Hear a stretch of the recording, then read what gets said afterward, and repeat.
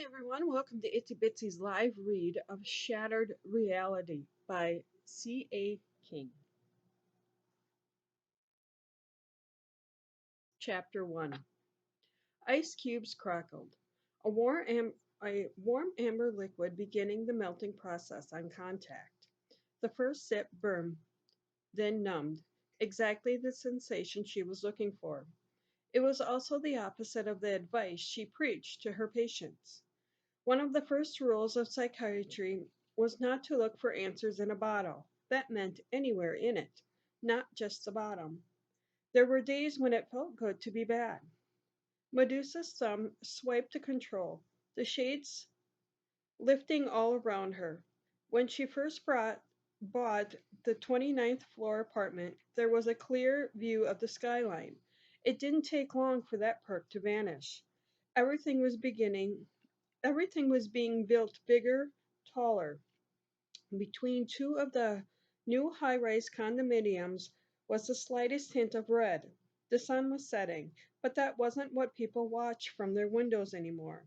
It was the city around them, that stole lighting up that stole the show. The brilliance of thousands of twinkling lights far outmatched anything the heavens could offer, especially with clouds of smog looming above. A veil of darkness began to fall as she took another sip. The fiery cinnamon flavored spirit had all but lost its bite, far too watered down in the cooling process to have any effect at all. Medusa glanced at her watch. Once again, her timing was off. The tingling explosion in her throat needed to be simultaneously with the exact moment the magic started. A nightly sideshow that proved moments like these, as wondrous as they appeared, were anything but supernatural. Good old electricity was the only conjure needed, that and the natural rotation and orbit of the planet. For anything paranormal, she could find an answer. A shadow mocked her, flashing by in the corner of her eye. It meant nothing and everything. There was one phobia that continuously haunted her mind and soul: reflections. Over the years, she'd told hundreds of people to face their worst fears, yet she never had. There were no mirrors in her apartment, no compacts in her purse, and no trips to the bathroom she didn't know the layout of. Shiny surfaces like windows were an exception to the rule. Monsters couldn't form more than a shadow in those. Such a demon she just witnessed, unable to fully form, but trying nonetheless. Dark creatures held no power, locked in a world of glass. At least, that's the story she'd been told over and over. Medusa glanced at what was left of her drink, opting to toss it in the sink rather than finish it. A hot shower was needed to wash away the goosebumps that were prickling their way over her skin. It had been a long time since such a mysterious figure had made its presence known to her. Nothing good ever followed. Coincidence? Perhaps. Mere magic? Unlikely. Frightening? Always. Steam rose from running water, searching for a surface to fog but finding none. It escaped to the next room in hopes of better luck. There it met its end, disappearing much as the shadow had. Glass windows weren't the answer for it either. Medusa threw her head back, allowing the hot water fall to cascade over her head and shoulders before sinking down the rest of her body to the toes. The first moments were the worst, skin reddened from heat. After the initial shock, she felt nothing. The shivers were gone, and that was all that mattered. There she was safe. Safe to think, safe to cry. The pour down from above washed away any tears that formed without mercy. Not one would be recognized for what it was. She leaned forward, hand on the wall before her, and sobbed. But not from fear. Self-pity was the name of the demon toying with her emotions this time. It had been quite a while since she had so much as thought of them. Too long, forgetting merely fed their power to return.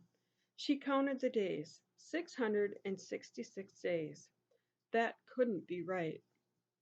Medusa turned off the tap, counting again. The number remained the same. There was no use going over it a third time. Math and science were her strong suits. She didn't make mistakes, especially not with simple addition. It had been exactly 666 days since she last saw the shadow. 666 days since her brothers died. The notion of that very number was symbolic of a beast, a true demon, and was not too much to wrap her mind around. Her parents were to blame. They were in her head again, working their mumbo jumbo and dragging her right back to childhood. They were they were the reason she wasn't able to attend her sibling's funeral. They were the reason she worked as hard as she did to get away from her home, to leave Knoxville. Medusa tossed on a silk robe, heading straight for her bed. From the moment she sat, her legs began to pounce. A nervous habit she'd believed to have been left behind, along with everything else. It was back and with her friends. The top of a pill bottle, twisted off easily in her grip. Dry swallowing two of the tablets was more difficult. Still, there was no choking. The sleep aids would do their job soon enough. There would be no nightmares that evening, only dreamless rest, exactly what she needed. She exhaled sharply, feeling anxiety evaporating along with the few drips of water left on her exposed skin. There is no such thing as magic. There is no such thing as magic. The top drawer of her nightstand popped open, a picture finding her way into her hands. Her own image between her adopted brothers stared back at her. They deserve better than dying at the hands of a drunk driver, one who was never caught nor brought to justice. A shadow flashed across the glass of the frame. No, Medusa screamed. The picture hit the wall, glass shattering into shards. I'm never going back. There is nothing you can do to make me. A wave of nausea caught her off guard. Medusa ran for the toilet, her own bloody footsteps leaving a trail. Vomit filled her mouth, exploding into the toilet. Alcohol didn't feel quite so good coming back up. After several dry heaves, she fell backward, turning her attention to the sharp pain in her soles. She'd been clumsy, or perhaps it was the shadow figure saying, "Challenge accepted." Either way, it was going to take time to pull all the shards of glass from where they were lodged. So much for a good night's rest. Not even sleeping pills trumped this sort of pain, at least not the strength she took. Chapter 2. Medusa might as well have walked in wearing a hockey mask, carrying a severed head in one hand and machete in the other. It was hard to blame them. Her co-workers and colleagues were all programmed to do one thing: judge. That was what was working in a mental institute meant. Not that anyone admitted it publicly. In fact, they all denied any such behavior. Proof was in the pudding, though, or rather slippers in her case.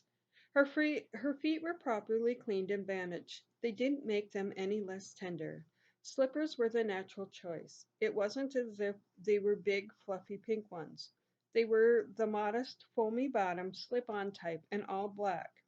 Still, human nature reared its ugly head, bringing out the rubber necks and gawkers.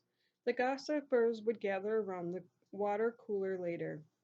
Medusa plowed through the hallway, shoulders straight and gaze down. Having the biggest office had its perks, but at the far end of the building, past all the others, wasn't one of them. Her teeth clenched together tightly, eyes glossing over. The faster her feet moved, the more agony they endured. The slower they moved, the worse her head felt. There was no escaping some form of pain, at least not for the foreseeable future. There it was again, the wisp of doubt that had been planted in her brain as a child. Believing anyone could see any part of what was to come was folly. That didn't mean only what was days away, but minutes as well. Her butt landed firmly in her chair, and that's exactly where it was staying for the day. There her feet were hidden from view, with no additional pressure on them. A drawer stocked with a variety of pain relievers for a throbbing temple was going to come in handy as well. "Are you all right?" her assistant asked from the doorframe. "You look rather—" She wiggled her fingertips, turned up. "Off. Perhaps I should reschedule your day." Medusa held up one hand, finishing gulping back a couple of pills. No need, Tammy, she answered, turning her attention to the pile of paperwork needing her signature. Clumsiness happens to everyone. I dropped a few plates last night and managed to step on some of the sharper pieces. The slippers are a bit more comfortable until my feet fully heal. You can spread the word around. I don't need people being concerned about my health. The word mental should have been added to the statement, but in an institution such as the one she headed up, it was considered taboo, another superstition that lacked foundation.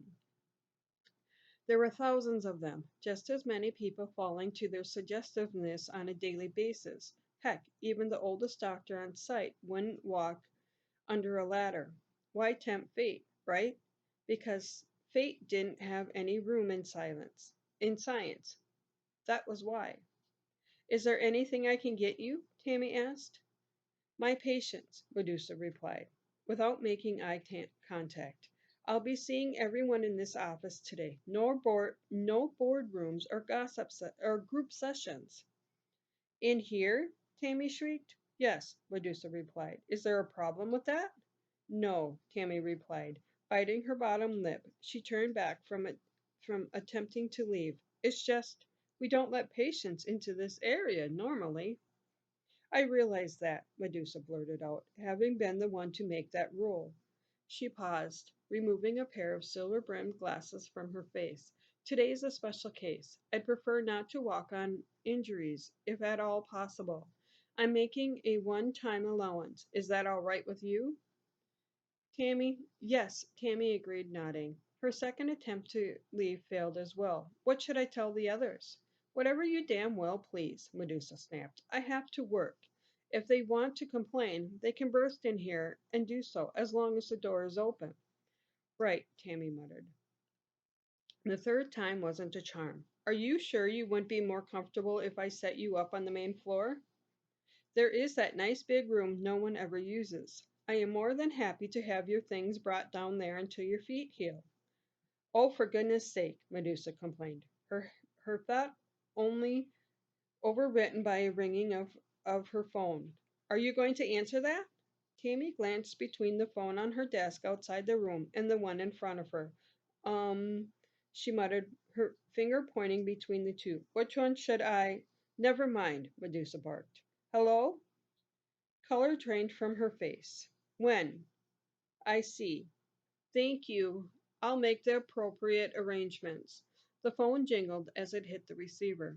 I'm going to need you to rearrange my schedule after all. Did something happen? Tammy asked. Yes, Medusa admitted, leaning back in her chair. There was an accident. Both my parents were killed. Oh, Tammy gasped. I'm so sorry. I'll take care of things right away. Thank you, Medusa called out. And please make me an appointment with my lawyer. I have some pressing matters to discuss with him before I do anything else. Chapter 3. The only place worse than a hospital waiting room was a lawyer's. The people sitting in there weren't sick. They were looking for a different kind of help, one to solve their needs for vengeance, greed, and lust. All trips to a lawyer were purely about revenge and money, not necessarily in that order. That's why barristers and solicitors had a bad reputation. They charged an arm and a leg to aid one person or another in their desperate need for retribution: the jilted housewife, the victim of an over polished floor, or a plain and simple criminal. Lawyers flat out took care of the details while their clients reaped whatever it was they wanted to sow. Medusa sighed, clinging to her purse as she side-eyed the man beside her. She was used to making people wait, not doing the waiting herself. A smile forced its way onto her face as she refused yet another cup of bad coffee.